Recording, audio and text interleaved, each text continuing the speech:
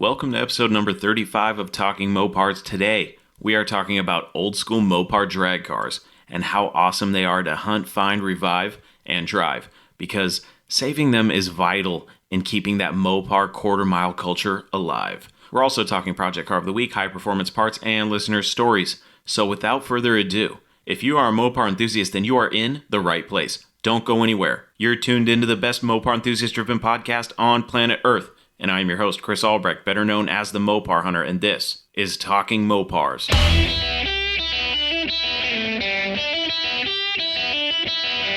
You're listening to Talking Mopars with the Mopar Hunter, your direct connection to all things Mopar.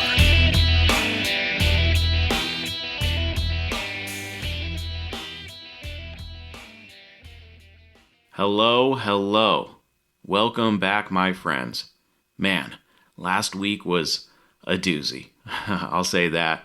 You know, we had Listener Appreciation Week, and then we had another installment of Direct Connections with my friend Blake from DIYHemi.com. That was a great episode, lots of great stories, and lots of great information. If you have not heard that episode, after this one, go back, check out Direct Connections with Blake from DIYHemi.com. It was a good one. Let it be known that Talking Mopars will be doing more Direct Connections episodes.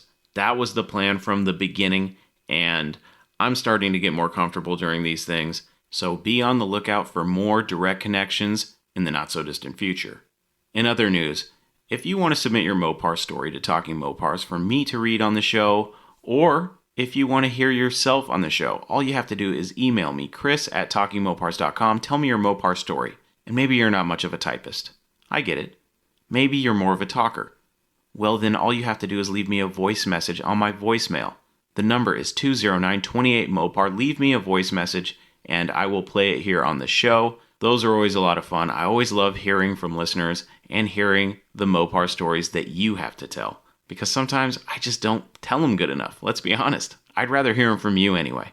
So feel free to give me a call. Leave me a voice message. Once again, the number is 209-28-MOPAR. Couple more things, and we'll get the show on the road, I promise. Check this out. Go to TalkingMopars.com, go to the tab that says Store, and then follow the link, and that will take you to my merch shop. You can get t-shirts, hoodies, sweatshirts. We have a sticker. We've got some mugs. We've got all sorts of fun stuff. Ordering those products is a great way to show your support for Talking Mopars, and you'll get something cool in return. It's a win-win situation, and I appreciate all you guys, even if all you do is listen. If you're sitting there and you're going, Chris, I don't want a t-shirt. That's fine. I don't mind. But it does help me out. Helping us get this show on the road today are my friends at HemiPages.com. HemiPages is organizing the Mopar aftermarket. So what I need you to do is, after this show, I need you to go to HemiPages.com and just take a look around. You're going to see a list of shops. You're going to see events. You're going to see news, classifieds, articles, and more. Wait a second, Chris, did you say shops? Yes, if you go to HemiPages.com, you can click on shops and browse by category. You can find parts stores, dealerships, engine builders, fabricators, and more. Folks, this is going to be the place to go, so do me a favor. Go to HemiPages.com, bookmark it, put it in your favorites list, put it on your home screen. Folks, HemiPages.com is the place to go, so be sure to check it out. Now, let's get this show on the road.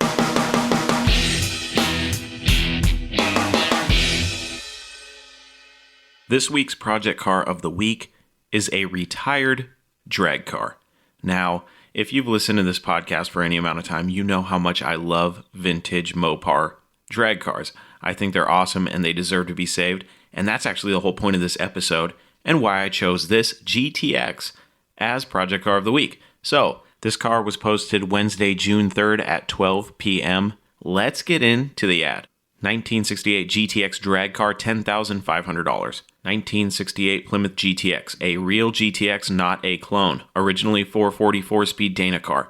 This has been a drag car from the 1970s until it was retired approximately 11 years ago. Body, solid. No damage or repairs. Floorboard and frame solid. A small spot of rust on rear quarter panel. I think this is due from moist tire rubber. Burnouts. Rear window lower area has very small spot, not rusted through. All the door hardware, interior, wiring, windows, etc. were removed to reduce weight. Has Lexan windshield, side windows, and door windows. Back glass is original. 10-point cage. Trunk lid is original but has been skinned. Fiberglass hood and front fenders. Aluminum dash with authentic SW green line gauges. Bucket seats are from a GT40 replica. Drivetrain 440 bored 40 over, KB forged 10-to-1 pistons. Aluminum rods, forged steel crank.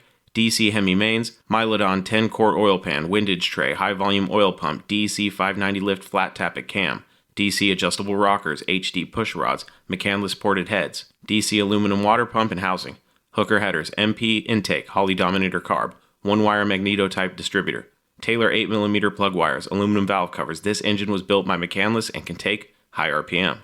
727 with Transgo shift kit, Hemi bands, TCI 3000 stall converter, Hurst shifter, line lock, not hooked up. 8 3/4 rear, center section all new components, 456 gears, spool, MW hardened axles, green pairings, extended wheel studs, new disc brakes, DC bias leaf springs. Miscellaneous. 16-to-1 police manual steering box, Willwood front disc brakes and spindles, torque thrust front wheels, chrome rear wheels with Hoosier slicks, lots of life left. Front tires are new. Frame connectors, 6-cylinder torsion bars. Rear springs can be moved back inward for a narrowed rear. I moved them back to original position. New Jazz fuel cell in trunk, new Holley electric fuel pump, and regulator. I'm sure there are a few things I'm missing, but I've already written too much. My intentions were to bring it back late 60s style drag car that I remember and like. I have another drag car project with some other projects in front of this, and I don't believe I'll get to this. This hasn't seen the track in over 11 years. I had it out for a few test runs over 3 years ago. The last it was started was almost 2 years ago. The trans seal started leaking, and I'm sure some things will need attention before pounding the pavement. I don't need to sell, so don't bother with lowball offers, just move along. I'm pretty much firm on the price. This is stored in the back of the shop. Therefore, serious buyer only. I have the previous owner's notarized bill of sale and my purchase bill of sale. This is a New Mexico car and titles are not required after a number of years. No title. Will furnish a bill of sale. Title status is missing. Alrighty, folks, so here we have a retired drag race car, and like I said a little bit ago, I'm a big fan of these types of cars. Here's the thing. If you think that you can just go buy one of these old retired drag cars and just take it to the track and go racing, you may be in for a world of hurt, because who knows what kind of condition these cars are really in and how beat on they were. You have to assume a retired race car was beat to hell. So what I would do if this was my car and I decided to buy it, I would go through the whole thing. So the cage obviously isn't certified, so you're going to have to look into that. You might have to put a new cage in it if you can't get the one that's in it certified. I imagine when this car was built, it probably wasn't built to the same standards that we have today. But who knows? So, I really like the idea of these cars, even though some of them can't be used on the street. I'm a drag race guy. I like these old super stock drag car style Mopars. I think they're awesome. And this one, start from the inside and work your way out. That's what I would do. I would, check the cage. I would put a new dash in it. I'm not a big fan of the way this dash looks. And then I would probably do a little bit of tin work inside the car in the trunk area. And then I would address the exterior. But that's not before I would take care of the engine. You got to make sure this thing runs and drives. Okay, make sure it runs and drives and stops. That's kind of a necessity. But once you get those things ironed out and you can move this thing under its own power, then you can start working on the interior, cleaning that up. And then the fun part for me is, since this is a vintage drag car, back in the 70s and late 60s, these cars were really wild at the track. You saw them with the flashy paint schemes and the big door logos, and the whole car was just riddled with graphics, sponsor stickers, and even crazy outlandish names on the side of these vehicles, and psychedelic paint jobs. That was big in the 1960s and 70s, and I'm a big fan. So for me, if I had this car, I would definitely try to steer it in that direction of vintage style. And the fun part about this one is it doesn't have a name on it yet or any logos or anything like that. So you can kind of, use your imagination and get creative with this thing. That's what I think is awesome. If you could get this thing track ready, then there you go, folks. You have yourself a vintage throwback drag car.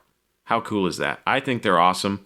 And, later on in this episode, we're going to get into why I think they're cool and why they need to be saved. And this one is no different. Sure, it doesn't have a crazy name on the side of it like, Dick Landy or something like that. It's not a popular drag car, at least that I know of. Maybe it's got some history that I don't know and that the buyer didn't list. But this is kind of one of those cars that is a blank canvas. And, car builders, whether you want to agree with this or not, are artists. Every car is a blank canvas for you to make your own. I really think this car deserves a second chance. Maybe at the track, maybe on the street, who knows? I'd like to get this thing on the street looking like a vintage drag race car. I think that would be awesome. And I would love to be seeing more of that. Even if they're, clones. I don't mind. If I was at a stoplight, check this out. If I was at a stoplight and a Dick Landy 68 Dart clone showed up next to me, that's an underwear changing moment, folks. That would be awesome. Because first you're going to hear that thing coming. If it's true to the original, it would have a Hemi. So you would hear that thing coming, and hopefully, it's reasonably streetable, so that it is at least drivable on the road. But that would be awesome, and I want to see more of that. If these cars are out and about more often, then who knows what kind of influence you may have on, young little Billy going to the grocery store with his mom, and he's sitting in the back seat looking out the window, and boom, there's your 71 Superstock style Barracuda, with a shaker hood jacked up in the back, 15 by 12 Kraggers, who knows? The options are endless. Roll cage, the thing just is a monster, and it just rumbles the kid's heart, and he's hooked for life. That's what I think is cool about these cars, and they should be saved. So if you're out there and you see an old vintage drag car and you're like, oh man, that thing needs a lot of work, obviously it was beat on, think for a second. If you can get that car for a good deal, it may be worth bringing that car back to its former glory. And who knows, maybe even taking it back to the track and seeing what it can do. That to me sounds like a lot of fun. And this is a real GTX. So that's cool. There's some value there. Will it ever be worth an original OE restoration GTX? Probably not. At least with the vintage drag car, you have a story. Or you're going to build your own story. So that's really cool. And $10,500 really isn't that much in the Mopar world. Now, you could probably, double your money and go get something that runs and drives and that's actually not a drag car. But if you're looking at a drag car, for longer than 30 seconds, if you click on an ad and it's an old drag car and it's already been a couple minutes, then you're hooked.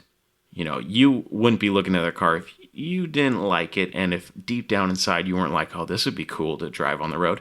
In my opinion, I think this car is worth saving. $10,000, yeah. Don't let this thing rot into the ground, and somebody out there's got to save this car. I wish it could be me, but unfortunately I'm not in a position right now to do that. So it's got to be you. There's somebody out there listening right now that doesn't have their Mopar project yet.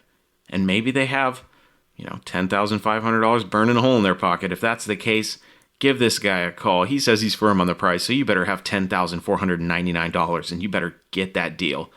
If he takes that deal, then he did budge on his price. It's not firm if you say $10,500 firm, but you sell it for $10,499. And that's the goal here on Talking Mopars, is to never pay full price. Obviously, I'm kidding, folks. Like I said, this car's a pretty good deal, so go out there, snatch it up, and save it. No Mopar left behind.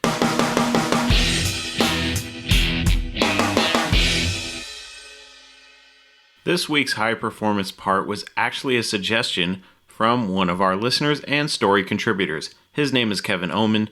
He sent me an email. Here it is. He says, "Hi Chris, not sure if you know this band, but they are one of my faves. They are a Finnish melodic rock band. Their latest video features a pretty badass CUDA in it. In fact, it basically is the video. Anyway, I thought you would probably enjoy it if you had not seen it already. Loved your Listener Appreciation Week. Kudos for following through on it. Take care, Kevin." I checked out the YouTube video. It's a band called Brother Fire Tribe, and the song is called Night Drive, and it features a 1970 AAR CUDA. Now, Kevin reached out to the band just to see if he could get any more information about the car, and basically what they said was it's a 1970 AAR CUDA. It's got the 6-barrel, it's got the factory side pipes, all original interior. This thing is a numbers matching cream puff. Go check out Brother Fire Tribe. I thought it was a pretty cool jam. I like that old, it kind of had an 80s, I'm not very good with music, so I don't want to be insulting, but it reminded me of like a like an 80s action movie, like montage rock song. That's what it reminded me of. I thought it was pretty cool, and, I'm a fan. I liked the music video, obviously, because it had a CUDA in it. I mean, how do you not like a song with a CUDA in it? So go check them out. Brother Fire Tribe. The song is called Night Drive, and it features a 1970 AAR CUDA, all original and numbers matching. Thanks, Kevin, for the suggestion. That was High Performance Parts.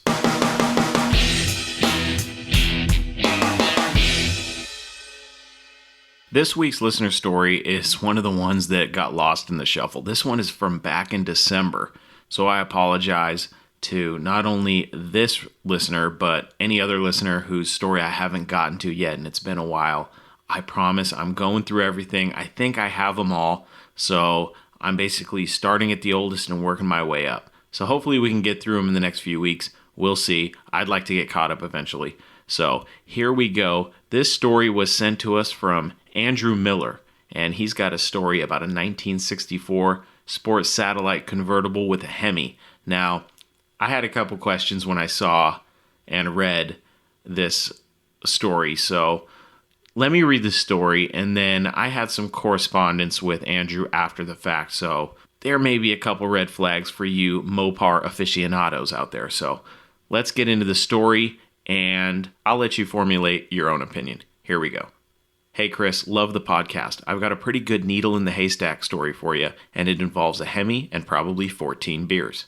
After an evening of some heavy drinking at my good friend's pig roast, the majority of friends who came gathered around my friend's 1967 Mercury Cougar and my 1969 Dodge Dart. After drooling over our own cars, we headed inside, where another old friend asked me if I was still strictly into Mopars because his grandpa just died and left the family a few nice cars, and they were looking to sell them. As I began to predict the next words that came out of his mouth, I was shocked to hear him utter what I thought he said. Hemi Roadrunner. As I choked on my now lukewarm garage beer, I replied with, "A Hemi?" I was stunned to notice that none of the other muscle car owners in the kitchen paused to confirm the fact that Hemi had been uttered twice. Before I could say bullshit, he said his late grandfather also left a Challenger and a Barracuda all in real nice restored condition, but the Hemi wasn't for sale as the father decided to keep that one. Knowing that the potential likelihood that my current state of affairs wouldn't allow for the purchase of said e-bodies, I began to give up hope at acquiring the long-awaited e-body. Just then he turned to reach for another beer and mumbled something else to the tune of, "Oh, and this pile of shit in the back." Now this is what I'm talking about, I thought. So I respond, "What do you mean pile of shit? What is it?" "Oh, just a 1964 Plymouth Satellite or something like that, but it's really old and really can't be restored. You couldn't fix any of that." I began questioning him like Galen Govier would to the owner of an unregistered Hemi car. Then the impossible happened. Just as I narrowed down the potential options and value of the 1964 Satellite, my friend then utters, "Oh, it's a convertible too, and it has the Hemi inside, I think." I really tried to not drop my now very warm cup of beer. I tried to play it cool for a minute and mentioned that I definitely would be interested in taking the pile of garbage out of his backyard for a nominal fee. I made my way to the garage for some alone time and made a couple calls to some immediate family I knew would have some money in case I needed it. Not realizing it was near 1 a.m. on a Friday night, my calls were to no avail. I knew I needed to do anything and everything to figure out if my friend was gloating or if he knew what the heck was under that hood. The next day I made a trip to his house, and to my surprise, sitting in the backyard was a 1964 Sport Satellite convertible with a ripped up white top, black interior, and maroon paint. Sporting 2 tons of rat crap was an untouched, totally original, numbers matching 426 Hemi under the hood. Now I knew that there could have only been 22 of these cars ever made with a rag top and an automatic transmission, and I knew there could have been only a couple in that color combo.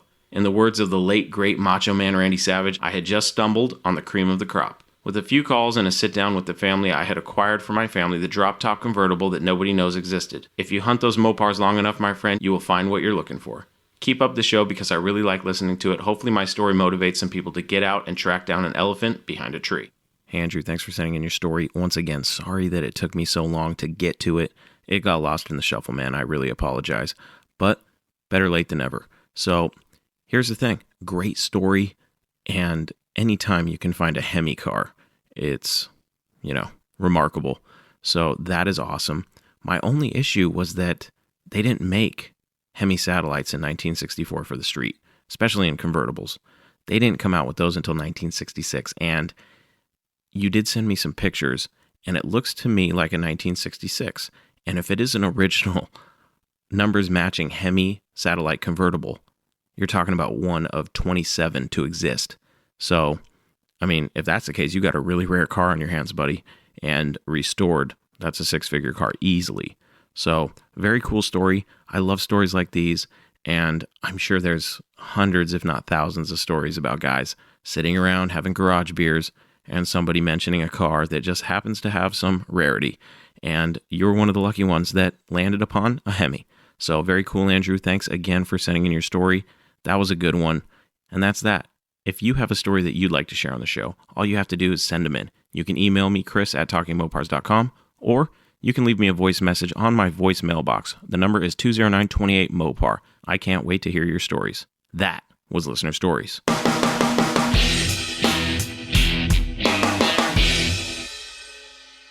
Before I continue this episode, I should probably mention that you probably noticed a huge change in the sound quality. Now, I know I haven't talked about this much, but I've been doing everything I can to move this podcast in the right direction. And what I decided to do is move my office. See, in my house where I record this show, I was actually sharing an office with my wife. And inside that office, it had a lot of reverb, a lot of room noise. And it sounded like I was recording in a bathroom, which was not the case.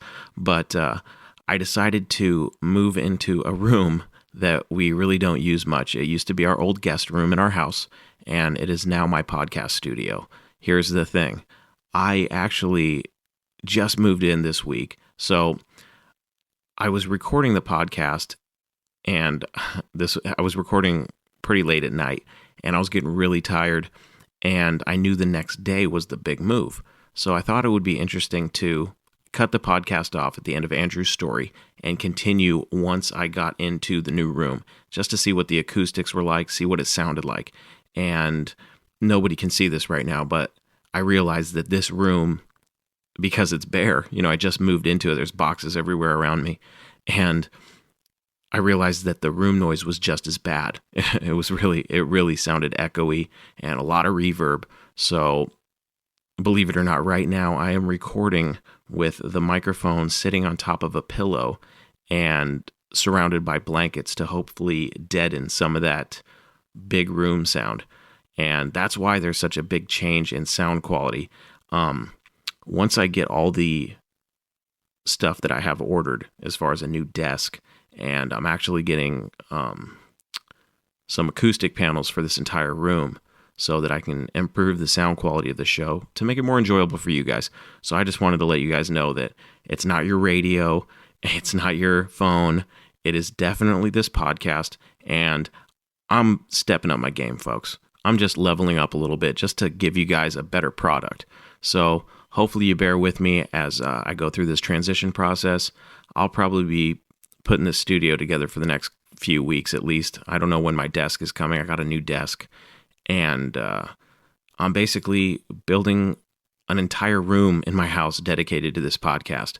So we'll see where it goes, but I'm hoping that with the sound treatment on the walls and some improved equipment here in the next few months, the podcast is going to level up. So bear with me.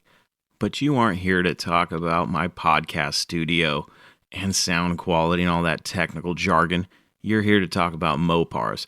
And today's episode is all about Mopars and the quarter-mile culture, and hunting, finding, reviving, and eventually driving vintage Mopar drag cars. So let's get into it. When I'm hunting Mopars on Craigslist, or when I'm out and about, or anywhere on the internet really, every once in a while I'll come across a really cool vintage Mopar drag car. Probably retired, hasn't been at the track in a long time, maybe has a little bit of history, maybe it was just a grassroots car, but it does have some high-performance heritage. It's been raced, it's seen the quarter mile, it's seen the 1320. Now, when I see those cars, I just get this nostalgic feeling. I love them. I think they're great, and here's the sad part about it. Is when I see them, they're usually in various stages of disrepair, or, they've been neglected for a while. And it's a real shame because a lot of these cars carry a lot of history, even if it's not a giant name. Maybe you didn't find Dick Landy's 68 Charger, you know what I mean? But maybe you found somebody else's car. One of my buddies had a Duster. It was a 70 Duster.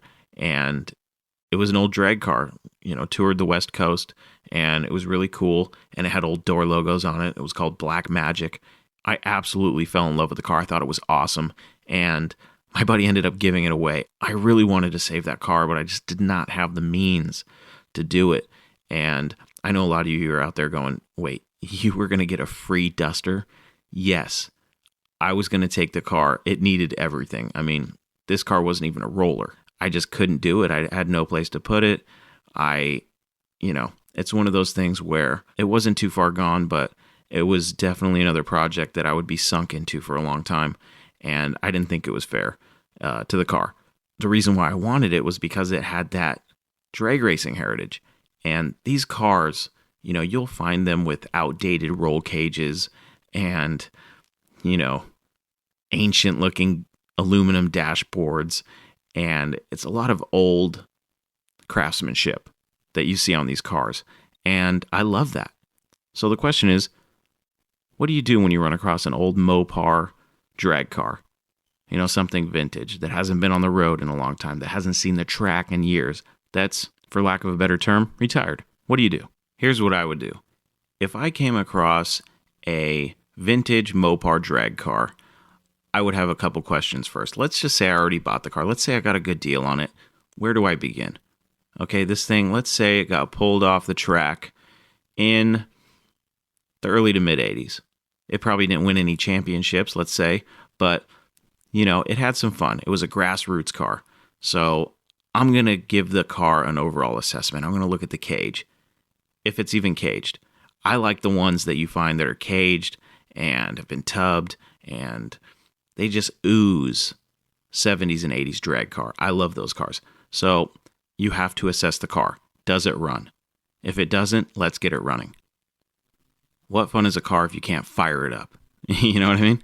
Then you got to start looking at all the vintage craftsmanship. Is it so out of date there's no way it would ever pass tech? That's something you got to ask yourself if you plan on racing this car. Now, it's a little controversial when you talk about roll cages and cars that you drive on the street. Are they safer? In certain situations, I would argue yes. Are they more dangerous? In certain situations, I would argue yes. You're not wearing a helmet in some of these cages. They come close to your skull, and if you get in a bad wreck, and your skull hits that cage, you may be a dead man or woman. For me, I'm an idiot.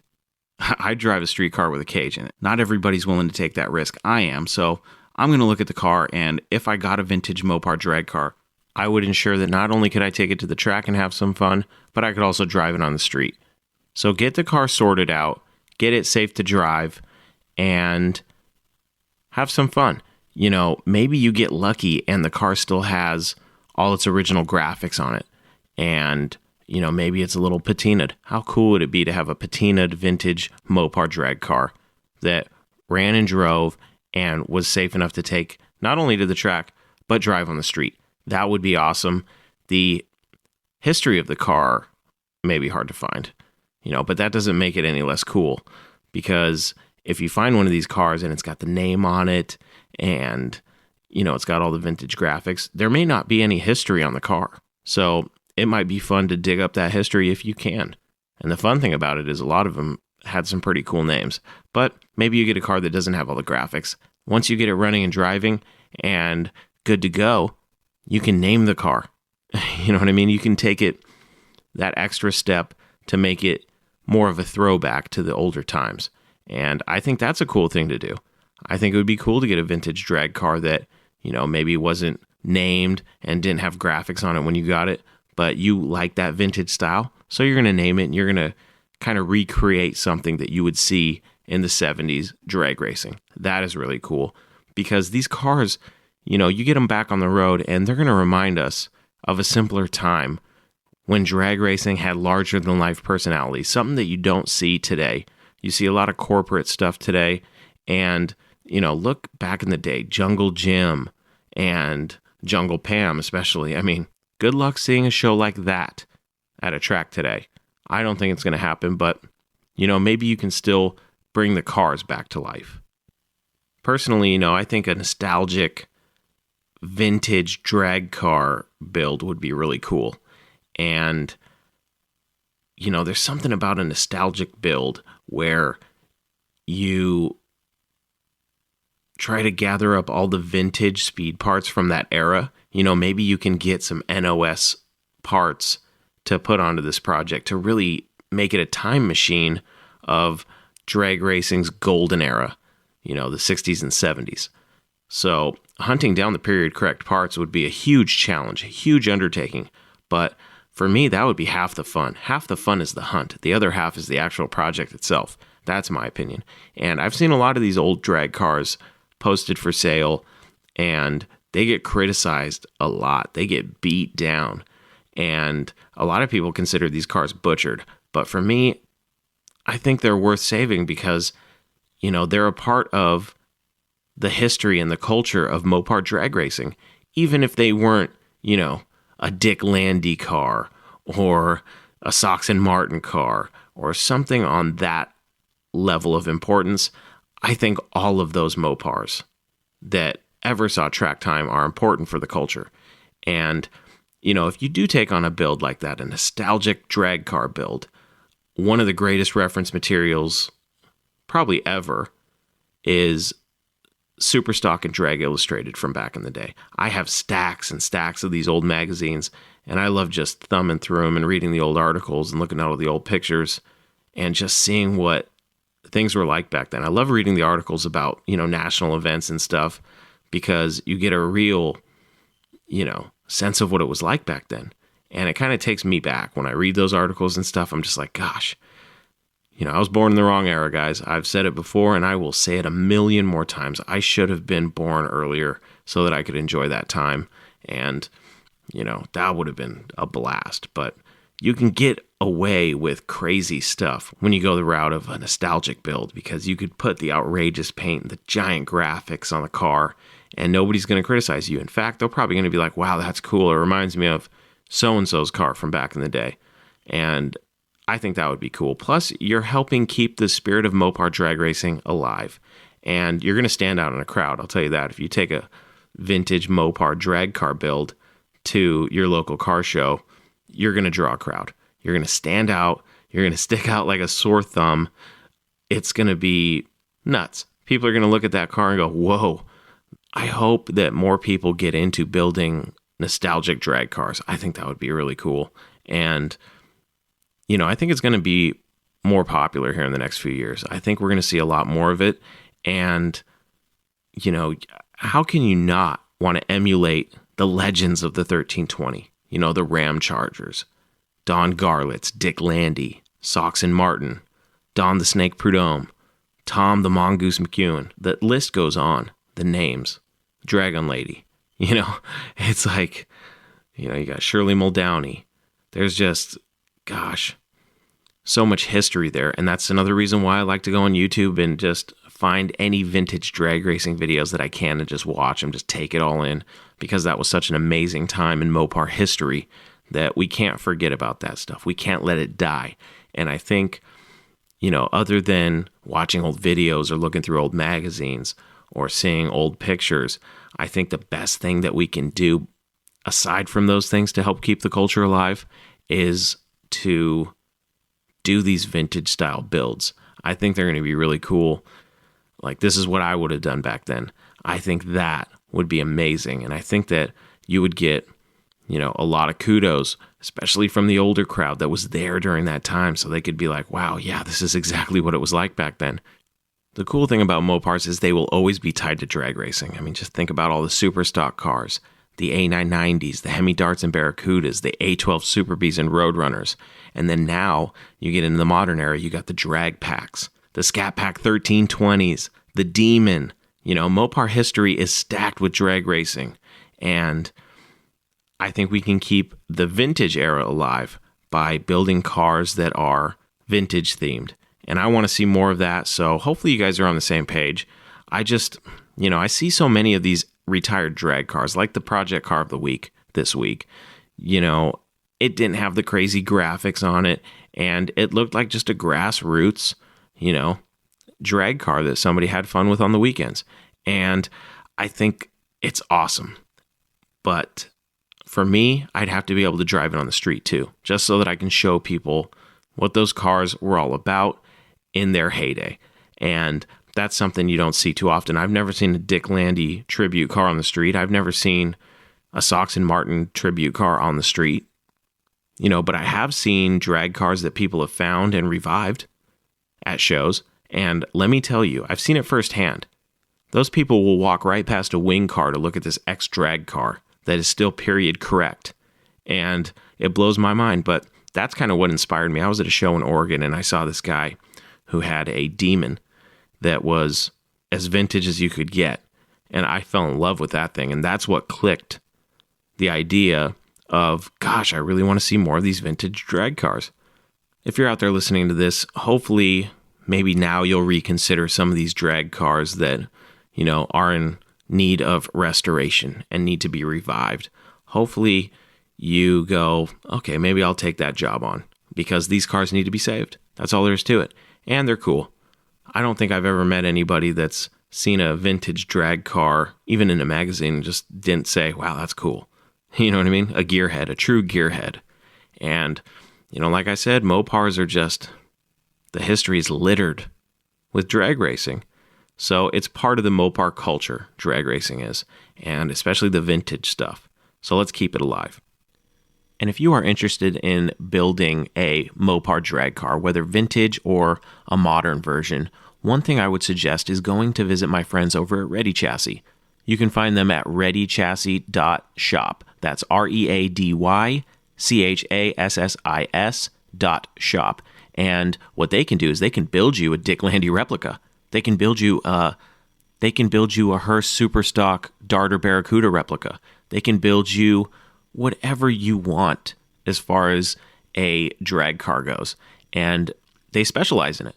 So if maybe you want something more modern, maybe you're a modern guy, maybe you want a drag pack Challenger looking car. Maybe you want a car like a drag pack Challenger, but there's only a certain amount of drag pack Challengers that exist. Well, guess what? Ready Chassis can build you one. And, if I had it my way, I'd send to my Dart and have a 69 Superstock replica built just because I don't have a 68 and I wouldn't want to convert mine into a 69. I just want to take a 69 and imagine if Chrysler had said, oh, okay, we're going to continue this. We're going to continue building these Superstocks into 69. I would love to have my Dart converted to a 69 Superstock Hemi car, but with a modern generation, with a modern third generation Hemi, I think that would be cool. But go visit my friends over at Ready Chassis. They can help you out. Maybe you found a retired drag car and you want to bring it back to life. See what they can do. If nothing else, they have a great site. They also sell parts, so you can go over there and get your parts. And, those guys are really cool. So go check them out. Once again, that's ReadyChassis.shop. And you can find the link in the show notes or show description, or just by going to TalkingMopars.com. I have links to all my buddies over there. That about wraps up our discussion on reviving old drag cars. If you find one, send me the link. I'd love to see it. I love just looking at them. I think they're awesome. And, let's get those cars back on the road, and especially let's get them back on the track. No Mopar left behind.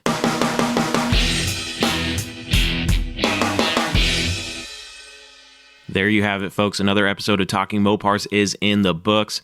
That was another fun one. I love vintage Mopar drag cars, as you probably could tell by listening to this episode. For more information about this podcast or to listen and subscribe to the show, please visit TalkingMopars.com. And also, don't forget that you can send me your stories, questions, comments, complaints, suggestions, and everything else on your Mopar-addicted mind to Chris@TalkingMopars.com, or leave me a voice message on my voice mailbox at 209-28-MOPAR to hear yourself on the show. And lastly, folks, we now have merch in the Talking Mopars merch shop. You can purchase cool things like t-shirts, hoodies, stickers, mugs, and more. So if you want to help support the show and get some cool stuff at the same time, follow the link in the show notes or just jump on over to TalkingMopars.com. That does it, my friends. Until we talk again, I am your host, Chris Albrecht, and that was Talking Mopars.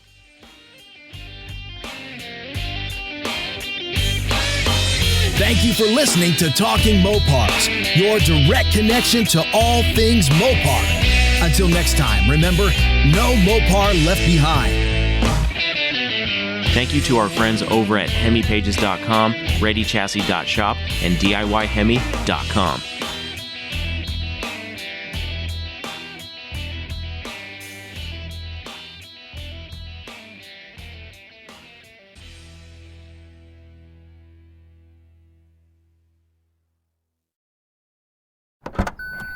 Trying to grab all the groceries in one trip? Oof, not how you would have done that. You know sometimes less is more. Like when you drive less and save with the USAA annual mileage discount. USAA. Get a quote today.